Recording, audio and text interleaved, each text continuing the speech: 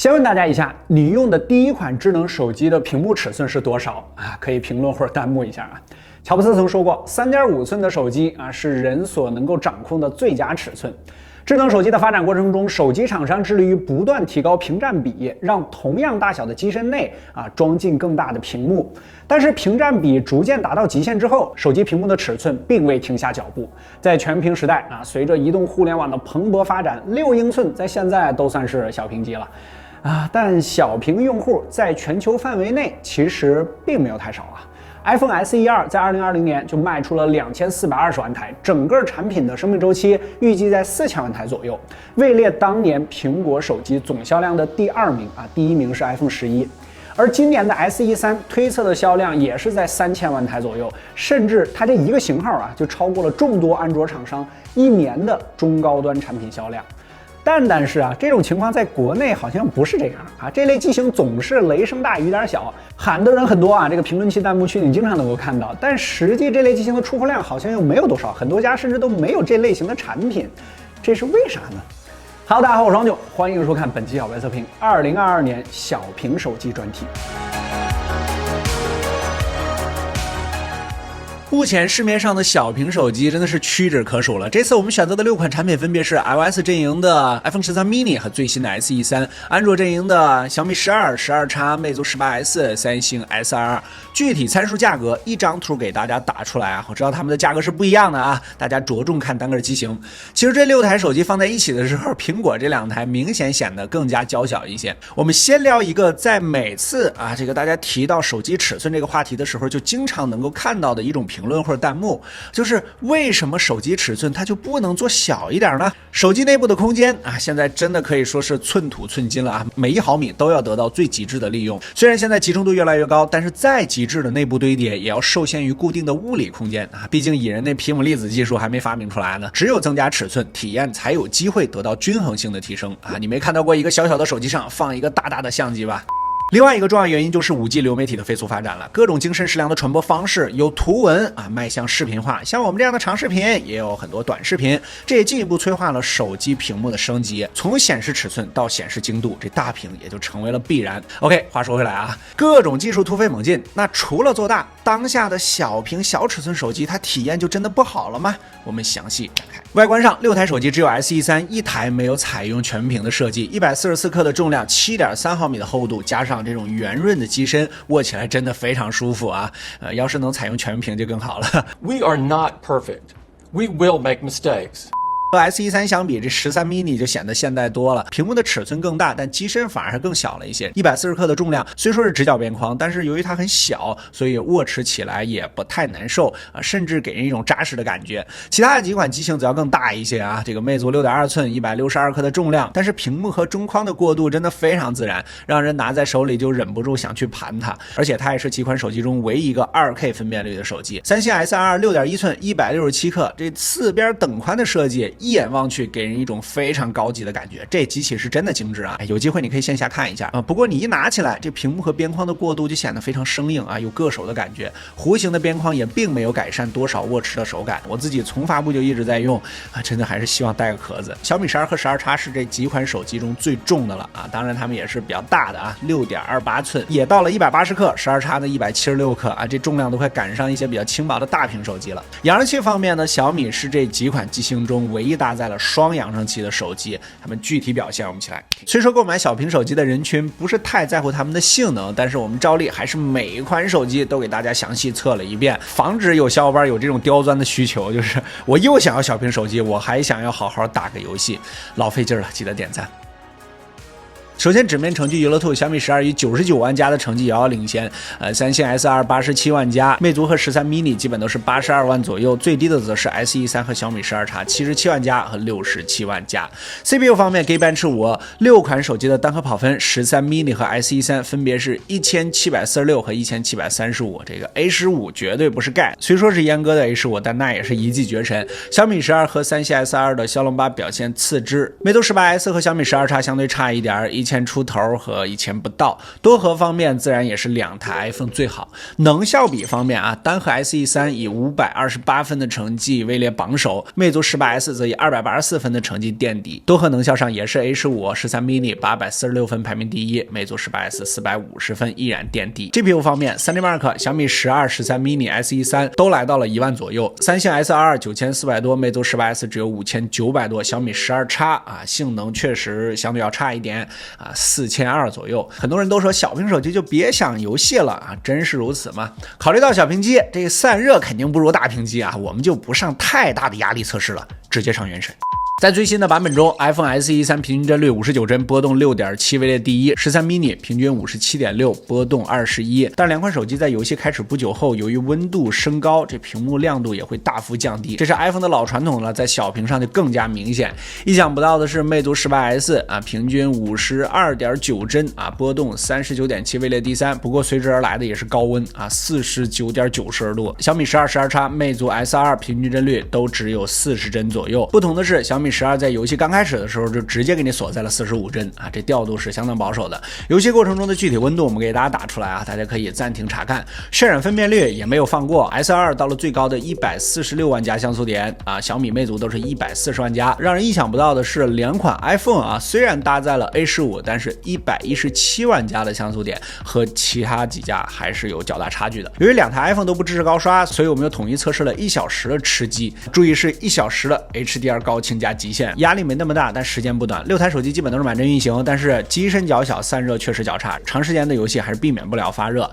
主要看一下温度，最低的是 SE3 和小米12，分别是43.5和43.9，紧接着是12X、魅族 18S 44.1、44.7 ，S2 则是来到了46.3摄氏度。意想不到的还是13 mini， 最高到了47.8摄氏度，登顶了。如果你单看纸面数据啊，这个 SE3 的游戏体验确实最好的，但实际体验中啊，由于它屏幕比较小，确实不舒服。魅族纸面也不错，但是缺点是比较热。小米相对来说适中一些啊，但是有锁帧啊，这个就是有得必有失了。三星这边波动很大，其实大家的屏幕啊，由于都比较小，游戏时间稍微一长，你就感觉眼睛会很累。相对于6.7寸左右的主流大尺寸来说，小屏的游戏体验确实比较差。如果说小屏的游戏大家可能不太在意，那么小屏机的重中之重，也是大家最担心的，那就是续航了。小白测评数据库3小时轻度续航测试，小米12X 表现最好啊，胜于65%。当然它的尺寸相对来说也是比较大的。魅族 18S 胜于58%，但是它是2K 屏啊。这个小米12胜于57%，13 mini 胜于53%啊 ，SE 这边胜于45%，三星的 S2 胜于39%垫底。为了这期小屏专题，我们又在最新版本下全面重测了这些机型的5小时重度续航测试。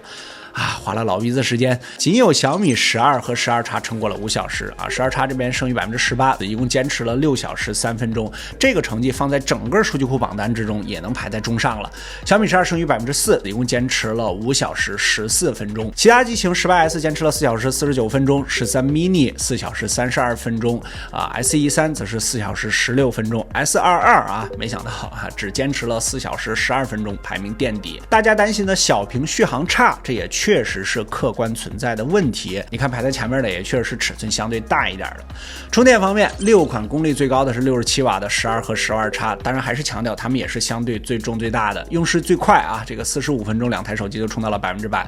魅族36瓦用时59分钟啊，接下来是25瓦的三星 S22 67分钟100%，最慢的则是 SE3 和13 mini 78分钟和90分钟充到前台100%。影像方面配置一张图，大家可以看一下，小手机也确实放不了大相机。纸面上三星是最强的啊 ，GN3 主摄也在光防，这3颗镜头没有凑数了，还是逃不过工作室一拍样张就下雨的魔咒啊。首先说明所有样张我们都已经升级到了这台手机当前能够升到的最新固件版本进行拍摄，在白天光线条件比较好的情况下，大家的表现其实大差不差，无论是解析力还是成片率都是调教风格的不同。但魅族的白平衡啊，它飘了。小米12的综合表现不错啊，超广上13 mini 最广啊，但是苹果的超广嘛，这个解析力确实比较一般，锐化过度。但是另外几个选手这观感还不如苹果呢。三星不仅解析力一般，也锐化过度。长焦方面，三星真的就是墨秒全了，这个整体画面清晰纯净。18S 也不错，但是噪点稍多。当然，苹果、小米毕竟是数码裁切啊，表现不清也在情理之中。而夜景就见真章了啊！三星 S22、小米12和13 mini 表现不相上下，小米还有一点小优势。SE3 和12X 解析力都较差啊 ，SE3 底小可以理解，而魅族不仅噪点明显，还经常容易拍火，成片率比较低。影像总结，主观觉得小米12、13 mini 和三星综合表现都不错。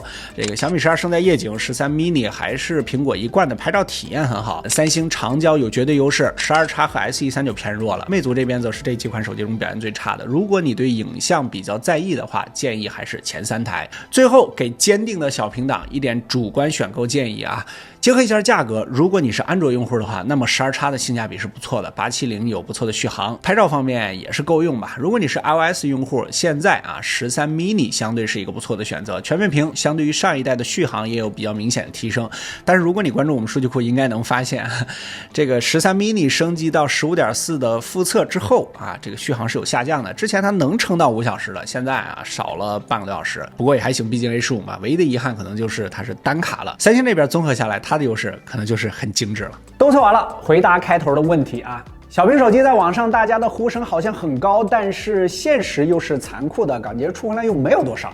我觉得这个问题得分成2个市场来讲，国内和国际。首先是国际市场，小屏确实销量不错啊，这个视频开头的数据大家也都看到了啊，几千万台。根据 CSL 在美国市场的调查，计划购买 iPhone SE3 的用户之中，11.3%的人是因为其小巧的外形，而其他选择里15.2%啊是5G，6.7%选择了指纹，而剩下的大多数都是价格。小屏 SE 卖的多，并不是因为它小，而是因为它是最便宜的 iPhone。12和13 mini 的销量更像是一种反衬，而且非常重要的是，北美市场根本不像咱们国内竞争这么激烈，这么内卷，在相对较低价位这个区间，没有咱们这么多机型可以选择。而且调研数据显示，在 SE 的主销国家里面，日本和美国啊就占据了60%啊，我国虽然排在了第3，但是也只有8%。回到国内市场这边，呼声大、销量差的原因啊，根据上面的测试，这原因也非常直接了。这几年各家的旗舰机啊，不能说非常趋同啊，只能说几乎一样了，也都变得没有什么明显短板，也都变得非常水桶了。小屏手机虽然说屏幕相比自家大哥可能小了10%、10几，但是综合体验差的绝对不止10%，游戏、观影的体验都要更差，尤其是续航更是大硬伤。我想没有人愿意让自己的手机一天3充吧。再加上国内的移动互联网相对于其他市场要更加蓬勃、更加快速的发展，手机已经成为了必要的生活工具了。没了它，现在你甚至都出示不了健康码，上班回家都成困难。这续航也就变得更加重要了。有多少人尝试过小屏手机，最后被续航给劝退的呢？有这种情况的请扣1啊！我自己其实就是。相比之下，小屏手机的唯一优点似乎就只有小了。在国内这个选择更多的市场里，小屏手机的价格也足以让你购买一款不错的终端大屏手机了啊，那何以不选择量大管饱的呢？说白了啊，当我们在追求所谓的小屏手机的时候，实际上大家真正追求的是轻薄便携的机身啊，出色的操作手感，性能和续航的表现也都不能太差的手机。但你仔细想想这句话，在现有的技术条件情况下，它本身好像就是一个伪命题吧。真正追求小屏手机的用户，要么没有更多的选择啊，因为它便宜只能买它；要么是真的对移动互联网没有什么太多需求的人。还是那句话，没有最完美的产品，只有最合适的产品。OK， 如果觉得这期视频对你产生了一点点帮助，记得在下方给我们点个赞，特别感谢。更多内容精彩，大家在全网搜索关注小白测评。我是那天，我们下期视频再见，拜拜。